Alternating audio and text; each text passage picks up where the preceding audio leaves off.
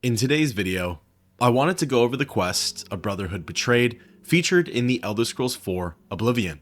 This quest deals with betrayal, quite obviously, but also deceit, tragedy, and greed. It's a quest I've covered before here on this channel, but I never got into its lore, theories, or specifics. While there isn't much in the way of a mysterious ending that leaves a whole bunch of loose ends, there are some unanswered questions that I might be able to take a look at. I'll go over the mission itself, meet all of the key players, listen to the dialogue, and then at the end, I'll discuss my thoughts and ideas on certain points. As per usual, the facts and information provided are brought to you by the quest itself and the unofficial Elder Scrolls pages. The quest, A Brotherhood Betrayed, begins in the city of Bruma. While wandering around town, you might hear a rumor regarding a local, Braden Lyrian. Did you hear about Braden Lyrian? A vampire hunter named Raynal Draelis made his way into town, snuck into his house, and killed him. Safe travels. This spawns the conversation topic of Raynal Draelis, the alleged vampire hunter. Asking anyone around town about said hunter will net you this response. Yes, the vampire hunter. As far as I know, he just showed up recently here in Bruma. Not only that, but he already found a vampire among us. Apparently, Braden Lyrian was one of those vile creatures, and Raynal slew him. Kind of strange, though. I never figured Braden to be a vampire. He seemed to be such a likable fellow. With the whole scenario expanded upon, the quest has officially begun. A hunter killing a vampire in the heart of town. However, everyone remembers him as such a friendly guy, the total opposite of a vampire. Although, that's exactly how most cyrodiilic vampires behave. They blend in with the rest of society. From here, the quest arrow leads you to the Lyrian residence, and upon going inside, you'll garner some attention from the guards. You're going to have to leave. This is a crime scene, and no one other than ourselves, our Raynal Draelis, will be allowed access. The culprit in this crime has already been dealt with. It's just a matter of wrapping up the details. I'd tell you more, but frankly, I don't know who you are, so I'm not sure that I can trust you with that sort of information. Raising Carius's disposition to 70, he spills the rest of the information. I suppose there's no harm in telling you what happened. Word is bound to get around Bruma anyway. Turns out that Braden Lyrian is a vampire. Or was. If it wasn't for Raynal Draelis, we may never have uncovered the truth. Let me explain. In the last week or so, we've found 2 bodies stashed in shallow graves outside the city walls. The bodies had puncture wounds on their necks. The bodies were those of some beggars who used to wander the streets looking for handouts. Vampire probably thought no one would miss them. Luckily for us, Raynal arrived in town. He said he was a vampire hunter, so we asked for his help. He tracked the vampire to this house. When he entered the place around noon, Braden was sleeping. He was able to slay him at that point. Luckily, Braden's wife wasn't home. Poor thing. She didn't even know her husband was infected. We did a follow-up investigation, and it's true that no one recollects seeing Braden out in the daylight. He's only been spotted at night. I'm afraid there's not much more to tell you, so you can see we really don't need any help, but thanks for the offer. With the full story out there and Braden already dead, it doesn't seem like there's much more to go off of, right? They found the 2 victims drained of their blood, and there's another we'll be seeing shortly. It appears as though the case might just be closed. I can't believe this is happening. Please, please, I need your help. My husband was no vampire. It's ridiculous. No one will listen to me. Forgive me. I loved my husband dearly, and to lose him this way makes no sense. Anything you can do to help would be wonderful. This is all happening so fast. I came home only just a few hours ago. I found the door open and my Braden dead. Standing over him was a Dunmer. I screamed and ran out into the street. Some city watch were nearby and heard me, I suppose, as they arrived quickly. I heard the Dunmer identify himself as Rainil Draelus. He said he was a vampire hunter, and that Braden was his mark. The guards seemed to know about Rainil, and after a search of the house, the body of some beggar was found stashed in our basement. The guards sent for Carius, who is an investigator for crimes here in Bruma. In minutes, Rainil convinced Carius that Braden was a vampire. Well, of course it does. It was obviously planted here. Why would he stash a body in his own house? That's ridiculous. And another thing. The guards are making a big deal out of no one seeing Braden out in the daylight. Well, of course that's the case. He works at night and has to sleep during the day. Why does that make him a vampire? It's all that Rainil character. I don't trust him. The thing that bothers me the most is that I swear I've seen him before. Of course, he says he's never been here. Look, there isn't much more to say. Please, help me clear my husband's name. Well, with that counter-argument, it would appear that maybe the case isn't closed after all. Heading into Braden's basement, the evidence still doesn't look so good. A murdered beggar is face up in a pool of his own blood. We've seen murder victims stashed in the culprit's home time and time again. So what makes this scenario any different? Well, it's time to go and do your own investigation to see if you can in fact come up with anything. The first step is to ask around amongst the local shopkeepers. Most don't have anything new or unique to say on Rainil. However, Fiotrede at the Hammer and Axe will have a lead for you. Ah, you mean that vampire hunter. He's staying over at Olav's Tap and Tack. It's near the city gates. You can't miss it. Entering the Tap and Tack, the proprietor, Olav, will share his opinions on the Lyrian murder. It seems like not everyone in town is convinced that Braden was a vampire. I know I may be out of line by saying this, but I think the city guards may be wrong. It's hard to imagine Braden was a vampire. I could have sworn I saw him outside in the daylight before. Unless he just got that disease very recently, I'd say they were mistaken. When I heard Rainil killed him, I didn't know what to think. But after your visit here, I'm beginning to wonder.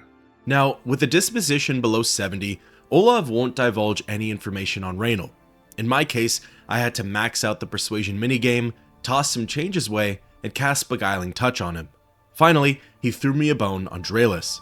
Rainil's staying in the last room down the hall upstairs. Here's the key. I always liked Braden and Erlene. They were a nice couple. I hope you get to the bottom of this, because I don't believe he was a vampire either. Rushing to the end of the hall and unlocking the door, it's time to have a look around. The cupboards and shelves don't have much in them. However, after scanning the area, you'll spot a journal belonging to someone named Gelliborn. It's wedged in between the wall and the shelving. Giving it a read, it helps to piece together the full story. The 8th day has passed, and still there's no sign of the artifact. We've covered most of the remainder of the outer guard tower and scoured the crumbled gatehouse ruins, but not one clue has arisen as to where it may have been buried.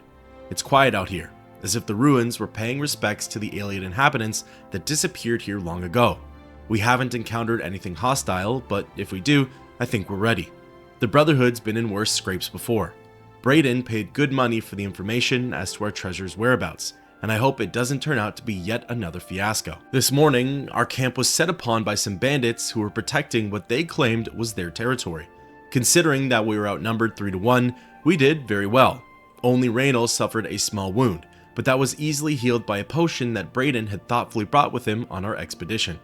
After getting rid of the bandits' corpses, we set out to tackle the largest part of the ruin, the remains of the Great Keep. 2 of the walls of the once mighty structure were collapsed, scattering the telltale whitish rock so typical of the alien architecture in this part of Tamriel.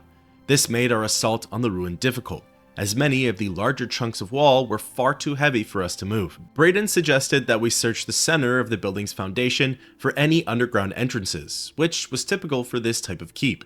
His guess paid off, and after several hours of back-breaking work, we managed to clear an opening just large enough for us to squeeze through and enter an ancient stairwell leading down into the ground. we decided to wait until morning's light to begin our descent into the depths of the ruin. After a restless sleep, all of us were quite excited at the prospect of what might lie ahead. Eagerly, we dipped our torches in a fresh container of pitch, lit them, and entered the inky blackness of the stairwell. The stale air was choked with dust and fine grit, a sign that no one had entered this portion of the ruins in a very long time. We became excited, as that meant no other tomb robbers had gotten there before us. The stairwell eventually leveled out into a corridor of sorts that snaked its way to the north. As we carefully walked along, I scanned the floor and walls very carefully for any type of triggers, tripwires, or pressure plates. Such was my specialty. The Iliad were well known for their cunning traps, protecting their tombs, and I wasn't taking any chances. Braden, the scholar of the Brotherhood, was getting more and more excited as we traversed the passage. He was translating the wall carvings and was becoming certain that we had finally found the true location of our prize. After walking for several more minutes, we were overjoyed to see what we were hoping to see. The hallway ended at a metal door with the carving of a spider upon it. Now came the true test of Braden's information. The door supposedly had a puzzle lock. By pulling the spider legs in a certain combination, it would unlatch. The wrong combination would spell our deaths, perhaps triggering a collapse of the hallway or some other equally deadly trap. With a shaky hand, I pulled the legs one by one in the order I had memorized. The sixth one, the first one, the second one, the eighth one, and finally the first one again. I closed my eyes as there were a few loud clicks, and then the door popped open. We all breathed a sigh of relief. Pushing open the door, I looked in at a huge room with a pedestal at the center. Sitting on the pedestal, illuminated by a shaft of sunlight from a tiny hole in the ceiling, was our prize. The floor was covered in a huge mosaic of a stylized spider, all 8 of its legs coming to a point and ending up at the door entrance. This was the last of the traps the Iliad left behind to protect their treasure. Again, if it hadn't been for Braden's skill at acquiring information, we may never have known how to solve this last line of defense. I instructed Braden and Raynal to remain at the entrance and to tie a rope around my waist in case of a sudden pitfall. Carefully, I began to walk on the darkened tiles that formed the third leg of the spider. Sweat beaded on my forehead as the pathway made by the tiny pieces of ceramic was very narrow at the start, and one slip could again mean instant death. But death never arrived. The information had been correct, and I was able to make it to the pedestal and secure the artifact. Quickly as possible, we made our way back and out into the daylight. Once again, the Brotherhood was triumphant, and it was time to return home. At the tavern that night, we decided to make a pact.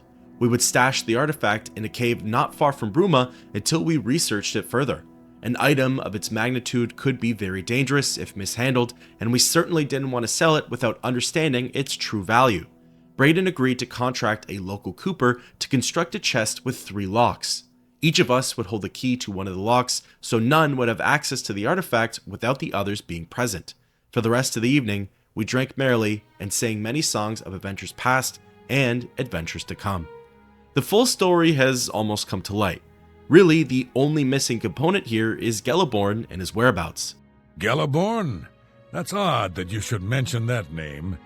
Raynal told me that he was the last vampire he hunted. Yeah, that's right. Somewhere in Skingrad, I believe. He said he tracked Geliborn down and killed him. That's apparently why the guards trust him so readily. They had gotten word from Skingrad's City Watch about Raynal and his so-called accomplishment. It would appear that the tale of vampire hunters and the undead in our communities is fiction. The real motive for Raynal killing these men is greed. Both Geliborn and Braden, the other 2 members of the Brotherhood, were needed for their keys. The treasure is worth more if it isn't split 3 ways.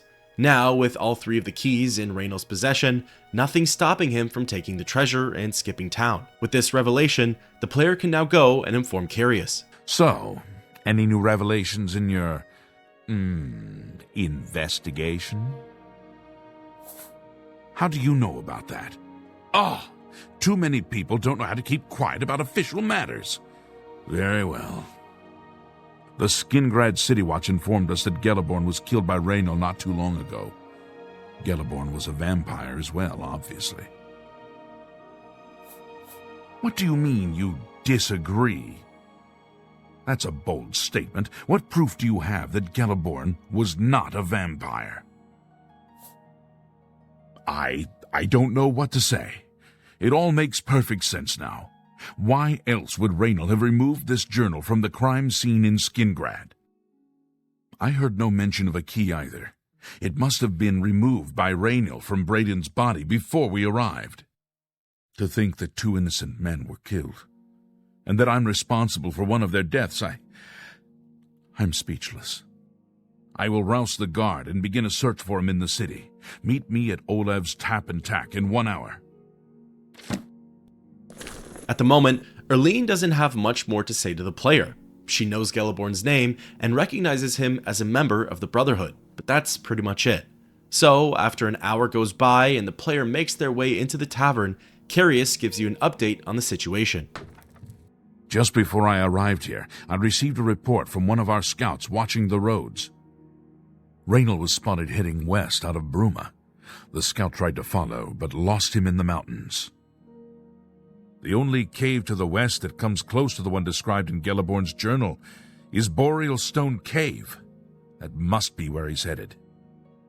You must get there before he acquires whatever artifact is being kept there and makes his escape. I'm keeping the city guard in Bruma, as Raynal doesn't know we're after him. If he sees a guard, he may panic and run. You're my only hope at the moment. Please, you have my authorization to do everything you can to bring him to justice. If he won't surrender, I think you know what to do. Hurry. I fear you have a day at the most to stop him. Interestingly, if you wait too long to confront Raynal, the quest will fail. Carius informs you that the Dark Elf slipped away from their sights, and while they'll keep an eye out for him, everyone doubts that he'll be seen again. So, with haste, the player leaves the city of Bruma and travels to Boreal Stone Cave. It's not far from the city and is near Applewatch, Echo Cave, and the alien ruin of Riel. Arriving and going on inside, it won't take long for you to bump into Draelus. The dungeon is rather small, and as soon as you round the corner, the Dunmer will make his approach. Congratulations. I had a feeling you would catch on sooner or later. Leaving that journal behind was a stupid mistake on my part. I saw you enter Olaf's Tap and Tack before I could get there, and I knew that I had to sneak out of Bruma somehow. It was only a matter of time before you or Carius figured it out. No matter. After I've killed you, I won't need my vampire hunter ruse any longer. Certainly not. I'm surprised Carius didn't send the entire city watch up here, but then I would have seen that coming, I suppose. I expected to lay low for a while and then be on my way. So again, I underestimated you.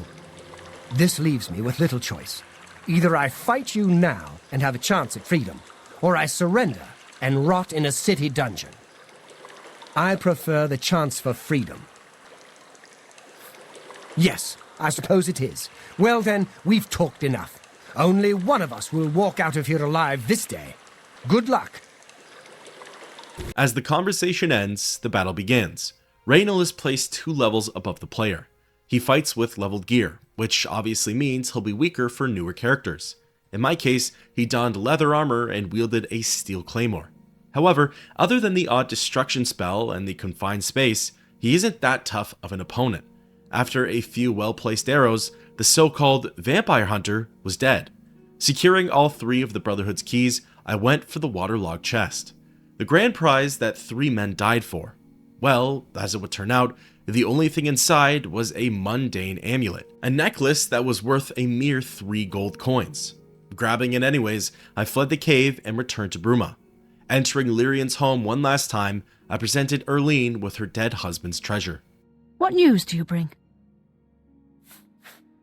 I knew I'd recognise Raynal. I think when I first met Braden many years ago, he introduced me to him. They were part of some sort of brotherhood. They would roam Cyrodiil in search of legendary treasures and the like. The only reason he stopped doing that is because we got married and he wanted to settle down. I'm afraid, thanks to Raynal, that time is lost. Long ago, I made a promise to Braden. I promised to never reveal to anyone what I'm about to reveal to you now. However, because you've avenged his unjust death, I feel that Braden would understand why I'm breaking that pact. Braden told me about this amulet when they first brought it home from whatever distant land it came from. He never really trusted anyone else in the group, and before he secured the treasure in that cave, he had a special enchantment placed upon it. The magic masks the true identity of the item. All it takes is a simple command word, and the amulet would be restored to its true state. No, he always feared this day would come. He left me knowledge of that word in the event that he died, and I came into possession of the keys. If the other members of Braden's group were still alive, and I on my deathbed, only then would I pass the knowledge on to them. If you'd give me that amulet, I would like to show you what you've recovered. Thank you. I will now speak the word. Brotherhood. Here is the amulet back. It's as beautiful as it was the day I remember seeing it long ago. I want you to keep it, as I have no use for this anymore. I'm certain that's what I want, and I'm certain that's what Braden would want. I thank you from the bottom of my heart. I hope that the amulet helps keep you safe on whatever roads you may travel. The mundane amulet transformed into the phylactery of litheness, an enchanted necklace that, while in its best possible version, fortifies the wearer's speed for 10 points. With the case solved, Raynal brought to justice, as well as Braden and Gelliborn absolved of their crimes, thus ends the quest, A Brotherhood Betrayed. Now, let's talk a little bit about this mission. The story is a tale as old as time. A group of friends, bound together by an unbreakable bond, discovers some great secret. In this case, said secret was an amulet worth 1,400 gold. For the average Cyrodiilic commoner, this is life-changing money. From there, the trio stores the amulet away until the day that all three of them decide to go back for it. Time goes on though, and so does life. Braden settles down and marries Erlene. We don't know much about Gelliborn, but it sounds like he had a life in Skingrad. As for Raynal, perhaps he wasn't able to let go of the adventurer lifestyle. Maybe he tried to continue with treasure hunting, but had to watch as his friends moved on from the Brotherhood. This could have built up resentment, frustration, and anger in Draelis. So much so that he began to think on their biggest score, the phylactery of litheness. Why do the other members of the crew get to live out their lives while Raynal can't?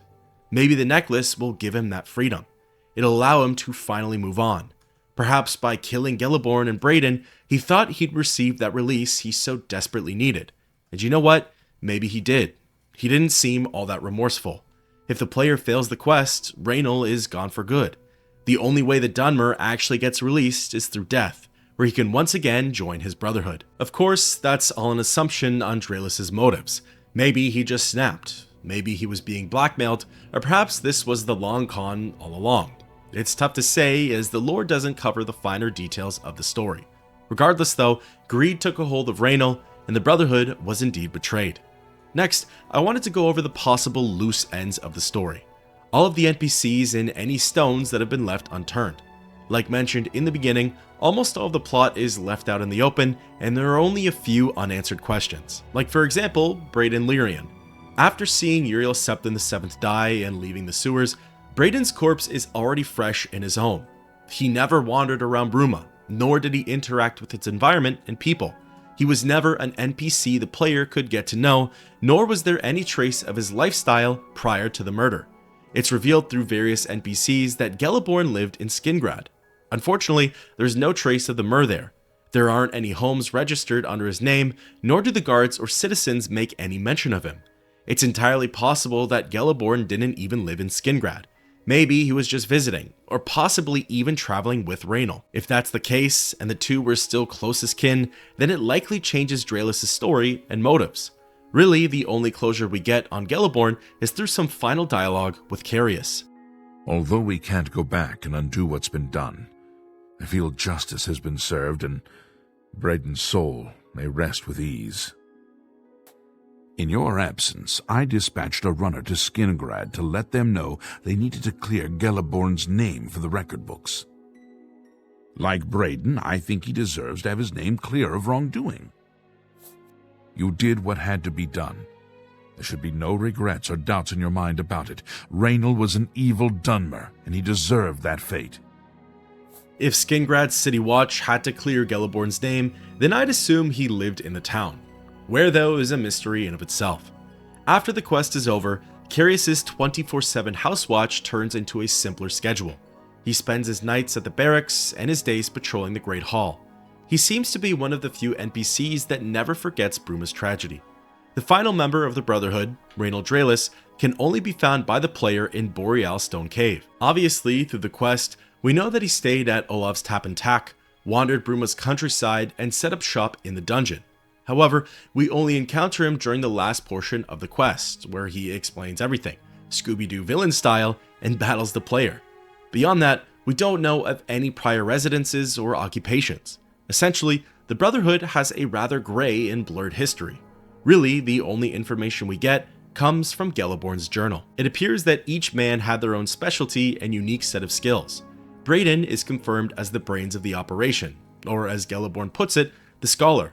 He was likely very familiar with Ayleid ruins, scripture, and architecture. He was also the one who received tips from outside sources. Geliborn then describes his own specialty as scanning for traps, tripwires, and pressure plates. I'd wager that he was the rogue/thief of the group. It was he who worked on the Ayleid puzzle lock and figured out its combination. Then you have Reynold. Honestly, not much is written on Draelis' abilities. However, I think we get a good taste of his skills through the quest itself. Reynold was able to kill at least 5 people on his voyage for the treasure. Granted, 3 of them were beggars, and at least one of the remaining 2 was fast asleep. However, with the way he handled himself in the player fight and staged the other bodies, I'd wager he was the warrior of the group. All of them could probably fight. As we read, they took on at least 9 bandits at the Ayleid ruin. But Reynold was likely the quote-unquote tank of the group, the claymore-wielding fighter who protected the rogue and the scholar. So here comes the question I wanted to try and answer. Which Ayleid ruin did they venture into? Which dungeon did they retrieve the phylactery of litheness from? Now, Erlene does say something that might quickly put this question to rest. Regarding the mundane amulet, she says, Brayden told me about this amulet when they first brought it home from whatever distant land it came from. I interpreted this statement as Erlene not believing that the amulet's from Cyrodiil, and according to the UESP, it might not be. While the Wild Elves ruled over Cyrodiil and mainly inhabited that province, they had pocket realms in other regions of Tamriel. Said regions are believed to be Blackmarsh, Elsewhere, Hammerfell, High Rock, and Valenwood. It's a lot of area to cover, and all of those provinces border Cyrodiil, so it's hard to pinpoint exactly where it could have been. However, maybe Brayden never shared the proper location of the Ayleid ruin with Erlene. She believed it to be a far-off land. Well, what if it was just a far-off region of the province? Perhaps, too, it might not have been so far away. The clues are in Geliborn's journal, as well as the final resting place for the amulet. The Brotherhood wanted to hide the necklace near Bruma, and they make mention of stopping by a tavern the night they retrieved it. Well, what if they made it back to Bruma and spent their evening at Olaf's Tap and Tack? That would mean that the Ayleid ruin is close to the city. Riel is located west of Bruma, right beside Boreal Stone Cave. While I don't know how much merit should be given to this detail, there are confirmed to be several bandit camps in the area. This coincides with their story of being in bandit territory and getting attacked by local raiders. Unfortunately, there are a couple of issues with Riel being the site though. It apparently takes the trio over 8 days to find the ruins entrance. What's more, they talk about a guard tower and a gatehouse. Riel is at most an hour's walk away from Bruma, and its exterior is not that extensive. There aren't any other structures at the site, and I don't think it would have taken the Brotherhood 8 days to find the artifact in there. The next closest spot I could think of then is Sidor. It's a little further into the Gerals, meaning more travel time is required. There's also a bandit camp right across from it. However, Sidor's exterior is even more simplified than the last, and gaining entrance to the ruin doesn't seem as complicated as Geliborn made it out to be. Now, there is one area in Cyrodiil that I think has a really good shot at being their exploration site.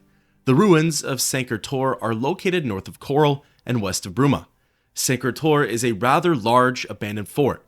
Its ruins are quite extensive and feature 3 different buildings, 2 of which could be a guard tower and or a gatehouse.